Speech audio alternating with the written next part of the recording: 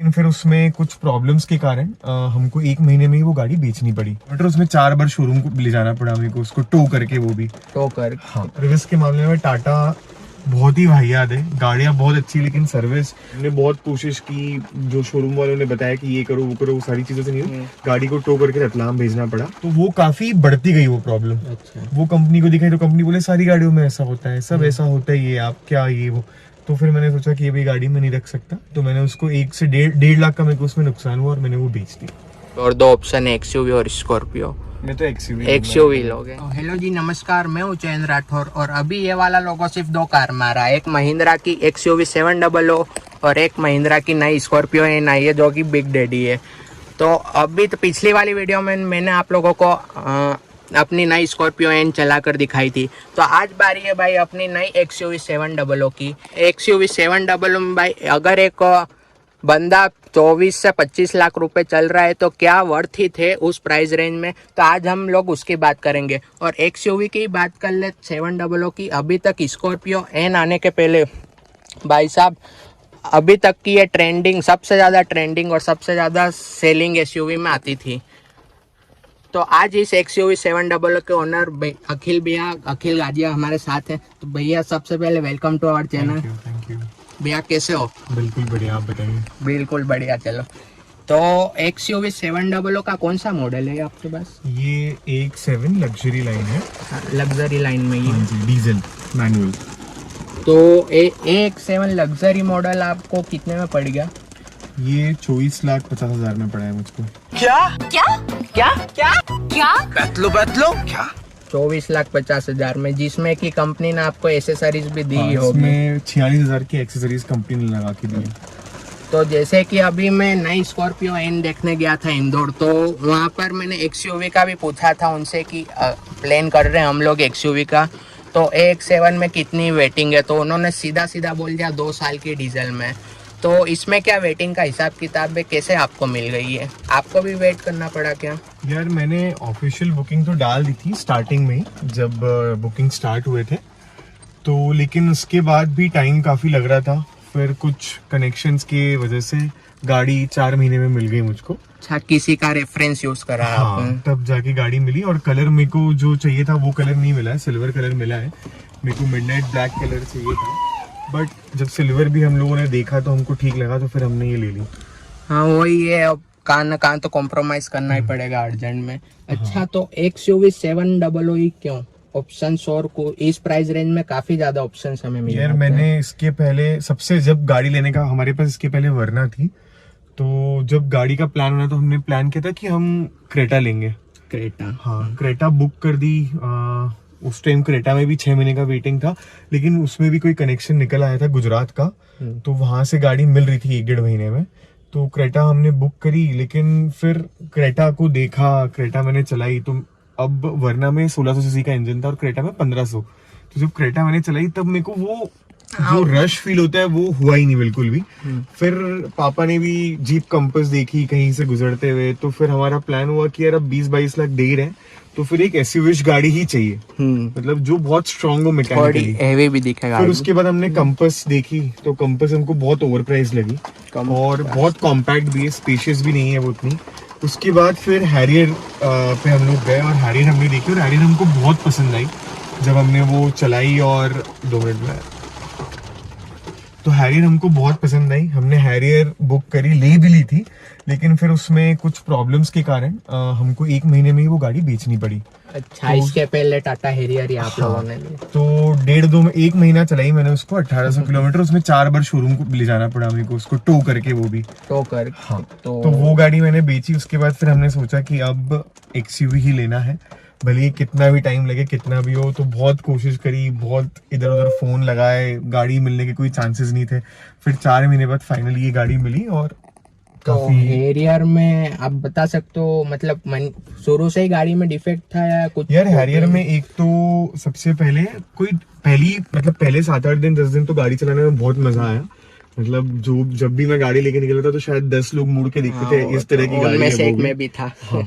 तो उसके बाद फिर एक दिन जब हम कहीं जा रहे थे तो उसका की नॉब डिटेक्ट नहीं कर रही थी गाड़ी, हमने बहुत कोशिश की, जो शोरूम वालों ने बताया कि ये करो वो करो, वो सारी चीज़ों से नहीं हुई। गाड़ी को टो करके रतलाम भेजना पड़ा। फिर 2 दिन बाद उनका कॉल आया कि गाड़ी ठीक हो गई है। तो ड्राइवर जब वो ड्रॉप कर रहा था गाड़ी, रास्ते में फिर वही प्रॉब्लम आ गई। अच्छा। फिर वो टो करके रतलाम ले गए। फिर वो रतलाम लेने के बाद 7-8 दिन बाद उन्होंने कुछ नेटवर्क का इशू था, वो ठीक किया, वो ठीक हुआ। फिर मैं गाड़ी रिसीव करने गया तो मेरी एक हेडलाइट पे टेल लाइट पे स्क्रैच था, वो मैंने चेंज करवाई। ये पूरी जो अपहोल्स्ट्री थी ये पूरी गंदी कर दी थी उन्होंने, वो मैंने खड़े रह के साफ करवाई। तो सर्विस के मामले में टाटा बहुत ही वाहियात है। गाड़ियाँ बहुत अच्छी, लेकिन सर्विस।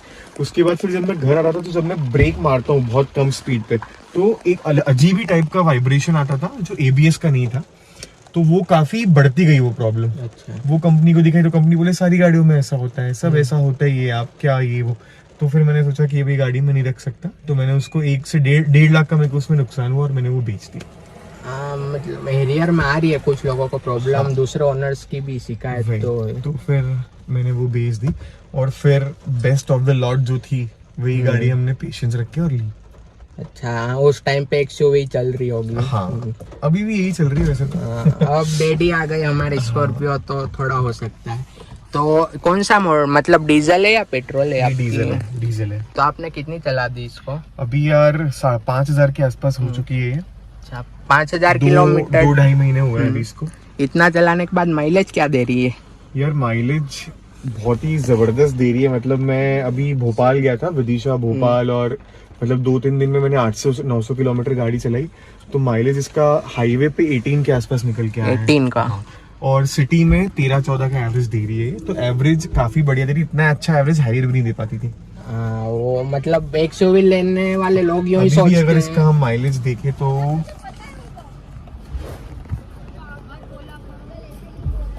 XUV लेने से पहले लोग यूं ही डरते हैं कि माइलेज बहुत कम देती है, नहीं, क्योंकि ऐसा कुछ नहीं है। 2 लीटर का इंजन आता है ऐसा इसमें। बिल्कुल भी नहीं है। माइलेज बहुत अच्छा दे रही है गाड़ी। हाँ, एक वो भी है कि चलाने वाले के ऊपर भी डिपेंड हाँ, तो रहता है। चलाने में हम मतलब अभी 13.1 का दिखा रहे हैं MID पे, आप देखो। हाँ। जबकि अभी मोस्टली सिटी ड्राइव हुई है इसमें। हाँ। इसलिए अभी मैं दाहोद गया था तो सिटी ड्राइव में ट्रैफिक में ही गाड़ी चली, तो भी 12-13 का मिनिमम निकालती है। एवरेज बहुत अच्छा दे रही है। एवरेज में कोई मतलब मेरे को माइलेज में अभी तक कोई इशू नहीं आया। हाँ। अच्छा, ये तो हो गई एवरेज की बात। अब जहाँ तक मैंने YouTube पे भी काफ़ी सारी वीडियोस देखी है कि XUV 700 के ओनर्स को इसके सस्पेंशन में काफ़ी ज़्यादा प्रॉब्लम आ रही है।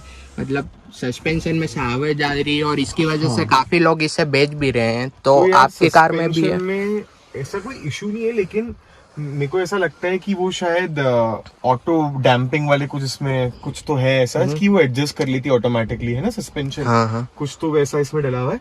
तो कभी कभी खड्डों में सस्पेंशन आवाज जरूर करता है, हॉलो नॉइज आती है। बट वो मेरे ख्याल से कोई इतना बड़ा इशू है नहीं कि उसके कारण गाड़ी बेची जाए ऐसा कुछ, क्योंकि जब गाड़ी आप चलाते हो और जिस तरह से परफॉर्म करती है तो ऐसा मन करता है कि गाड़ी रोको ही ना, इतनी जबरदस्त चलती है। अच्छा, तो ये डीजल इंजन है तो 2 लीटर का है और लगभग 2.2 लीटर। हाँ, 2.2 लीटर का 185 bhp निकालता है और 400 Nm का टॉर्क। अच्छा, तो एक महिंद्रा अभी गाड़ी तो काफी ज्यादा मस्त बना रही है और लोगों में भी काफी मस्त डिजाइन चेंज करी है। तो यही चेंज इन लोगों ने इनके सेल्स सर्विस में भी करा है या वही पुरानी बोलेरो या स्कॉर्पियो जैसी सर्विस है इनकी? यार, तो मैंने तो अभी तक महिंद्रा के जो रिव्यूज सुने हैं बोलेरो और XUV 500 वालों से भी, तो वो रिव्यूज बढ़िया ही सुने हैं। बस मेंटेनेंस कॉस्ट थोड़ी ज्यादा बताई गई थी, इसीलिए मेरी पहली चॉइस ये गाड़ी नहीं थी और मैंने हैरियर पे गया मैं, क्योंकि मेरे को मेरे भैया के पास 500 थी, उन्होंने बताया कि रैटलिंग नॉइज भी बहुत आती है कैबिन में, मेंटेनेंस ज्यादा है, तो ही मैं महिंद्रा पे नहीं गया, नहीं तो मैं पहली चॉइस यही होती मेरी गाड़ी। लेकिन जब मैंने गाड़ी ली उसके बाद अभी तक जो सर्विस मिली है उसमें कोई दिक्कत नहीं है। जैसे 1-2 चीजें गाड़ी में मैन्युफैक्चरिंग का डिफेक्ट है, एक बम्पर पे मेरे ना हल्का सा कलर शेड डिफरेंट है, तो वो भी उन्होंने हाथों हाथ रिजॉल्व कर दिया। उन्होंने मेरे को बोल रखा है कि या तो बम्पर रिप्लेस कर देंगे मैं चाहूंगा तो, या फिर वो इस पे नया पेंट कर देंगे। तो ऐसा कोई ऐसा अभी इशू भी नहीं आया गाड़ी में और सर्विस भी अच्छी ही मिली है जब कुछ हुआ है। डीलर टू डीलर भी ये चीज वेरी कर हाँ, मतलब जैसे झाबुआ में और दाहोद में अगर मैं कंपेयर करूँ तो झाबुआ मेरे को बेटर लगा, पता नहीं क्यों। दाहोद बड़ा शोरूम है लेकिन झाबुआ में जिस तरह से हैंडल की जाती चीज है वो थोड़ी ठीक लगी मेरे को और ज्यादा उससे। अच्छा, तो AX7 लग्जरी एकदम top of the line model है। हाँ, इसके ऊपर मतलब वो ऑटोमेटिक ऑल व्हील ड्राइव आता है।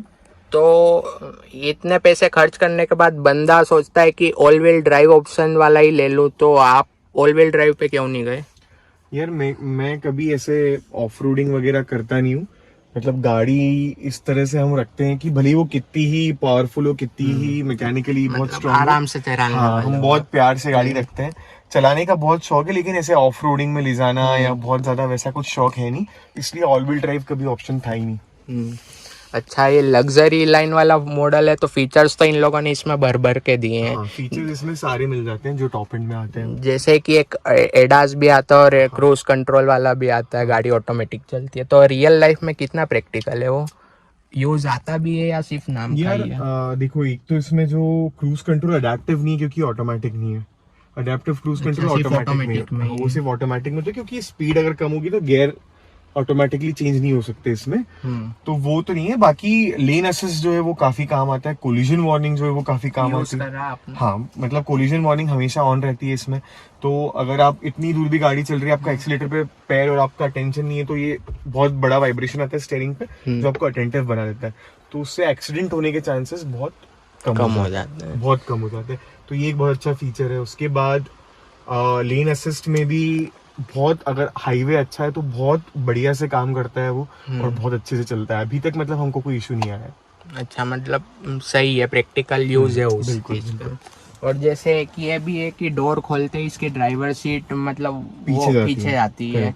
हाँ। तो अगर पीछे बंदा बैठा हुआ है तो पैर तो उसके अड़ेंगे ही, मतलब तो ये वो सीट आप पीछे ऑफ कर जाए। सकते हो चाहो तो। तो आपका ऑन है या ऑफ? मेरा ऑन है क्योंकि on है। वो अच्छा लगता है जब अपन घुसते हैं तो वो थोड़ी पीछे फील आती है। हाँ, तो ठीक है। अगर आप चाहो तो ऑफ भी, अडैस भी फीचर्स आप ऑफ कर सकते हो, सारी चीजें ऑफ कर सकते हो अगर आपको नहीं पसंद है तो। अच्छा, तो इसमें जैसे 7 सीटर वाला ऑप्शंस आते हैं इसमें, तो थर्ड रो इसकी कितनी प्रैक्टिकल है? आप 7 बंदे बिठा भी पाते हो या नहीं इसमें? थर्ड रो में स्पेस तो कम है, बट अभी 2-3 बार ही यूज करी है हमने और ठीक ठाक है। मतलब अगर 6 लोग जा रहे हैं तो दिक्कत नहीं है, 7 लोग में प्रॉब्लम आती है। 6 लोग अगर जा रहे हैं तो एक इंसान पीछे आराम से बैठ सकता है, लेकिन 7 लोगों में थोड़ी मुश्किल आती है। और जब 7 लोग बैठे तो लगेज नहीं रख सकते आप, तो ज्यादातर गाड़ी हमारी वो 6th और 7th रो डाउन करके ही, 6 और 7 सीट जो है वो डाउन करके ही चलती है, ताकि तो लगेज हम रख जैसे पाएं। आपकी हाइट वाला कोई नहीं नहीं बैठ पाएगा, नहीं बैठ पाएगा। 5 फीट वाले से ज्यादा नहीं बैठ नहीं पाएगा। नहीं, वैसे हाँ, मतलब बैठ सकते हैं, ऐसा कुछ नहीं। 100-150 किलोमीटर की जर्नी करनी है तो कर सकते हैं, बट ज्यादा कंफर्टेबल नहीं है।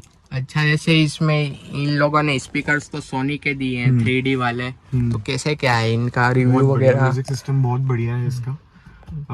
मतलब हमारी मतलब हैरियर एक चॉइस हमारी इसलिए भी थी क्योंकि उसका साउंड सिस्टम बहुत पावरफुल है। JBL का आता है शायद JBL उसमें। का आता है। और उसके बाद जब जीप का हमने साउंड सिस्टम सुना तो वो कहीं भी इन दोनों गाड़ियों के करीब भी नहीं आता, मेरे को ऐसा लगता है। इतने पैसे अल्पाइन- लेने के बाद हाँ, भी। अल्पाइन का आता है उसमें भी कुछ 9 या 10 स्पीकर्स आते हैं, बट वो इतना जमा नहीं मेरे को।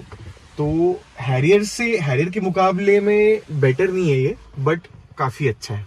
मतलब JBL का साउंड सिस्टम अच्छा बहुत ही साउंड जबरदस्त है। सिस्टम। तो अगर हैरियर होती और XUV 700 होती आपके पास चॉइस, तो कौन सी लेते हैं अभी के टाइम पे? XUV लेता है यार, क्योंकि इसके ड्राइविंग डायनामिक्स और ये ईज ऑफ ड्राइविंग इसमें बहुत ज्यादा है। हैरियर का जो स्टीयरिंग है वो पता ही है आपको कि वो इलेक्ट्रिक नहीं है उसमें, ठीक है? वो थोड़ा हार्ड वो आता है। बहुत हार्ड है। मतलब वो ट्रक चला रहे हो ऐसे हाँ, फील मतलब आप थोड़ा थकान महसूस होती है, लेकिन ये सिटी में भी बहुत इजीली चल जाती है। और इसका स्टीयरिंग तो मतलब मेरे को ऐसा लगता था कि Hyundai से स्मूथ स्टीयरिंग कोई नहीं बना सकता, बट इसमें लाइट है। स्कॉर्पियो हाँ, में सेम इसमें जो इन्होंने स्टीयरिंग दिया है वो काफी जबरदस्त दिया है। अच्छा, जैसे अब स्कॉर्पियो कर रहा हूँ मैं, तो आपने भी देखी होगी हाँ, स्कॉर्पियो, मैंने देखी ना अभी। तो कैसी लगी? अच्छी है यार गाड़ी। मतलब जिन लोगों को अगर थोड़ा रफ ड्राइविंग करनी है, ऑफ रोडिंग करनी है, तो उन लोगों के लिए काफी बढ़िया है। बट अगर आपको लग्जरी और कंफर्ट चाहिए तो फिर ये ऑप्शन आ जाते हैं। तो लेकिन अभी काफी लग्जरी एड ऑन कर दिया उसमें। हाँ, तो लेकिन फिर भी जो बात इसमें है वो आपको फीलिंग उसमें नहीं आएगी बैठ के। जो कंफर्ट और जो रिचनेस इसमें फील होती है वो थोड़ी मिसिंग है उसमें। तो अभी के टाइम पे आपके पास हुए मतलब 20 से 25 लाख रुपए और 2 ऑप्शन है, XUV और स्कॉर्पियो, मैं तो एक्सयूवी एक्सयूवी लोगे? अच्छा, स्कॉर्पियो नहीं चूज करोगे? ठीक है। अच्छा, एसी भी इसमें ड्यूल जोन वाला आता है ना? हाँ, ड्यूल जोन आता है। ठीक है। और जैसे इसका हेडलाइट की काफी ज्यादा तारीफ सुनी है कि ऑटोमेटिक ऑन हो जाती है इसकी हाई बीम वगैरह, और तो ऐसा अभी क्या थ्रो उसका? हेडलाइट का ऐसा है कि इसके पहले मेरे पास Hyundai की गाड़ी थी, और Hyundai की हेडलाइट्स मतलब बहुत ही पुअर है, बहुत ही। वो तो है, क्रेटा में देख लिया मैंने। हाँ, मतलब वो तो जब इसकी हेडलाइट, हैरियर की भी हेडलाइट्स काफी अच्छी थी उसमें, लेकिन वो आते हैं उसमें एलईडीज नहीं आती है, हेलोजन आती है उसमें। तो इसमें एलईडीज है, और इसका लाइट का थ्रो ऐसा है कि आपको ऐसा लगता है आप स्ट्रीट लाइट लेके घूम रहे हो साथ में। अच्छा। इतनी जबरदस्त लाइट की थ्रो है, और 80 से ऊपर जैसे ये जाती है तो ऑटोमेटिक ऑन हो जाती है। एक और इसमें। बूस्टर लैंप हाँ। चालू हो जाता है, जो सेफ्टी के हिसाब से काफी अच्छा फीचर है। तो आपने इसकी काफी ज्यादा तारीफ तो कर दी है, तो हर गाड़ी की कुछ ना कुछ नेगेटिव्स भी होते हैं, तो क्या क्या नेगेटिव्स लगे? यार, एक तो नेगेटिव जो मैंने बताया, सस्पेंशन वाला थोड़ा सा नॉइज आता है कभी कभी। दूसरा ना, इसमें कभी कभी कुछ रैटलिंग वॉइस तो आती ही है यार। महिंद्रा है तो आएगी वो चीज। मतलब तो कभी यहाँ से कुछ बजने लगता है, कभी यहाँ से कुछ बजने लगता है, फिर बंद हो जाता है ऑटोमेटिकली, फिर कुछ बजने लगता है। हालांकि शोरूम पे मैंने दिखाया तो उन्होंने एक्शन लिया था, बट अब मेरे को ऐसा लगता है कि 25 लाख देने के बाद भी अगर मेरे को वो चीज इरिटेट कर रही है तो वो थोड़ा सा अजीब लगता है। हाँ। मतलब या तो फिर आप, ऐसा हो गया है कि फिर तो 50-60 लाख दे के कोई इंग्लिश गाड़ी खरीदो उनकी, जर्मन मेकर्स की, तभी वो सेटिस्फेक्शन इतना मिलेगा। पैसा दे रहे तो भी कुछ ना थोड़ा कुछ सा रहे। कुछ इस पे उनको करना चाहिए कि ये रैटलिंग जो हार्ड प्लास्टिक है, इसमें से जो नॉइजेस आती है वो थोड़ी सी अजीब है। और नेगेटिव्स कुछ लगे हो आपको और इतनी चलाने के बाद?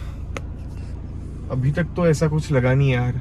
जैसे अब मैं बता देता हूँ, जैसे एम्बियंट लाइट इन लोगों ने यहाँ पर ही दी है, इतने पैसे देने के बाद भी एम्बियंट पर लाइट। यार मेरे को लगता है ये ठीक बहुत है। क्लासी लगती है। अच्छा। जब रात में अगर आप होते हो ना, तो ये भले ही इतनी छोटी सी है, लेकिन जब रात में होती है तो ये पूरे इतने एरिया को इल्यूमिनेट कर देती है, तो वो अच्छा काम करती है। मतलब उसमें ऐसा लगता नहीं आपको कि, हैरियर में जरूर मुझको लगता था कि कुछ मिसिंग है, लेकिन इसमें यहाँ लाइटिंग, ये सारी चीजें इल्यूमिनेटेड है, ये सारी चीजें, तो वो काफी बेहतर लगता है।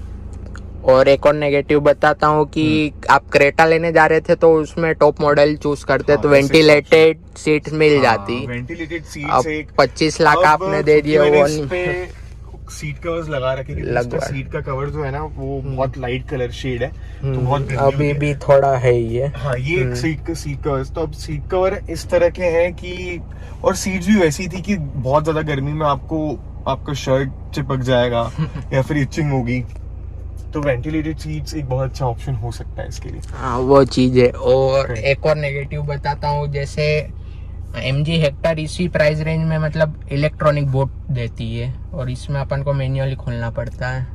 ठीक है, मतलब मेरे ख्याल से वो इतना बड़ा कोई इशू नहीं। देखो, इस रेंज की जितनी भी गाड़ियां ना, 20 से 25 लाख की, कोई भी गाड़ी आपको परफेक्ट नहीं मिलेगी। हर गाड़ी में कुछ ना कुछ कमी और कुछ ना कुछ उनकी स्ट्रेंथ है, तो आपको जो पसंद है आप वो ले सकते हो। अब Hyundai की बात करो तो Hyundai के सस्पेंशन उतने अच्छे नहीं है, इंजन उतना पावरफुल नहीं। टाटा की बात करो, सर्विस अच्छी नहीं है। महिंद्रा की बात करो, फीचर्स बहुत सारे, लग्जरी बहुत है। हेक्टर की बात करो तो हेक्टर में सिटी ड्राइव बहुत बढ़िया है, हाईवे पे वो बॉडी रोल का प्रॉब्लम है। तो हर गाड़ी में कुछ ना कुछ इश्यूज हैं। कंपास बहुत ज्यादा कॉम्पैक्ट है, ओवर प्राइस्ड है, वो है गाड़ी एक नंबर पर, ओवर प्राइस बहुत ज्यादा है। तो हर गाड़ी में आपको कुछ ना कुछ ऐसा मिलेगा, तो वो आपके जो लिस्ट है, आपकी जो प्रायोरिटीज है, उसके हिसाब से आपको गाड़ी चूज करनी चाहिए।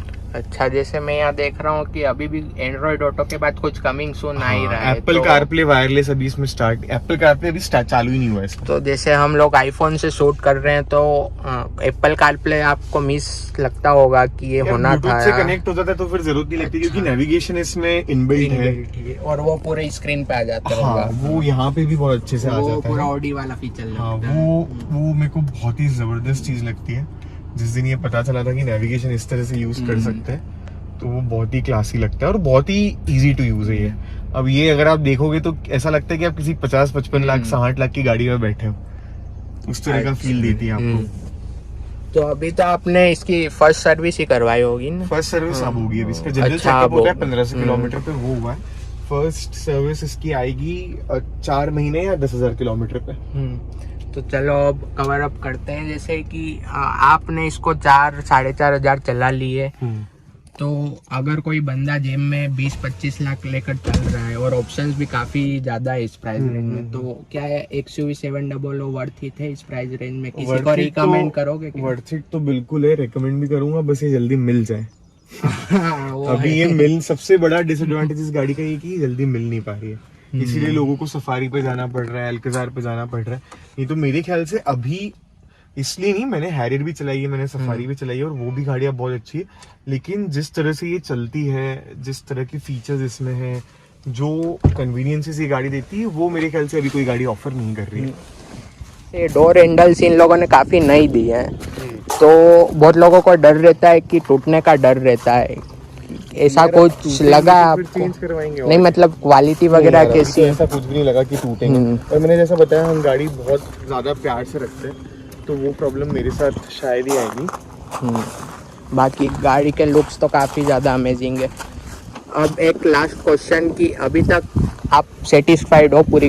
बिल्कुल सेटिस्फाइड हूँ, बस वो रैटलिंग नॉइज से थोड़ा सा मैं वो हो जाता हूँ, बाकी तो गाड़ी में कोई परेशानी नहीं है। तो अखिल भैया, आपने गाड़ी में आगे और पीछे की विंडशील्ड पर ये सेव सॉइल लगा रखा है, तो आप बता सकते हो है क्या ये चीज़? यार ये सेव सॉइल मिट्टी की जो क्वालिटी है उस पे अभी हम, मतलब जिस तरह से मिट्टी की हालत हो गई है, एग्रीकल्चरल सॉइल वो बहुत ख़राब हो गई है, और भारत में 62% जो मिट्टी है उसमें ऑर्गेनिक कंटेंट 0.5% से भी कम हो गया है। तो अगर मिट्टी को मिट्टी जैसा रखना है तो उसमें कम से कम 3% ऑर्गेनिक कंटेंट होना चाहिए। तो जब वो ऑर्गेनिक कंटेंट के लिए कुछ पॉलिसीज़ बनेगी और किसानों को समर्थन मिलेगा, तभी वो चीज़ पॉसिबल है, क्योंकि वो 3% ऑर्गेनिक कंटेंट मेंटेन कर रहे हैं, तो उनको कुछ एक अलग शेल्फ मिले मार्केट में उनके प्रोडक्ट्स बेचने के लिए। अभी तक सरकार ऐसा कुछ कर नहीं रही है, तो ये सेव सॉइल के माध्यम से हम सरकारों से चाहते हैं कि वो इसके लिए पॉलिसी बनाए, क्योंकि मिट्टी ही है जिससे सारी चीज़ें आ रही है, तो इसीलिए मिट्टी बचाना बहुत ज़रूरी है। अच्छा, ये मिशन सदगुरु जी ने स्टार्ट किया है, उसको ही फॉलो अप कर रहे हो। अच्छा, एक ये है कि कैमरे की क्वालिटी कैसी है? महिंद्रा में 360 आता है इसमें शायद। तो यार कैमरे की क्वालिटी Hyundai जितनी तो नहीं है, Hyundai की जो कैमरा क्वालिटी आती है वो उतनी नहीं है, बट हाँ मतलब अच्छी है, बेकार भी नहीं कह सकते। हैरियर की बहुत ही बेकार थी, इसकी ठीक है, अच्छी है, मतलब उसमें कोई दिक्कत नहीं आई मेरे को। और एक ये चीज देख रहा हूँ, बम्पर गार्ड ये भी उन लोगों ने ही लगा के दिया है या आपने ये तो पर्सनली? एक्सेसरीज में उन्होंने लगा के दिया है, वैसे मैं लगवाता नहीं पर्सनली लुक्स में नहीं जमती है ये चीज, पर उन्होंने लगा दिया तो फिर मैंने सोचा ठीक कि है। लगा रहे हैं। चलिए अखिल भैया, थैंक यू सो मच आपका ओनरशिप एक्सपीरियंस। तो भाई साहब, ये थी अपनी XUV 700 का पूरा ओनरशिप एक्सपीरियंस। जो देखने के लिए thank you so much. Even when you feel low, you can still go.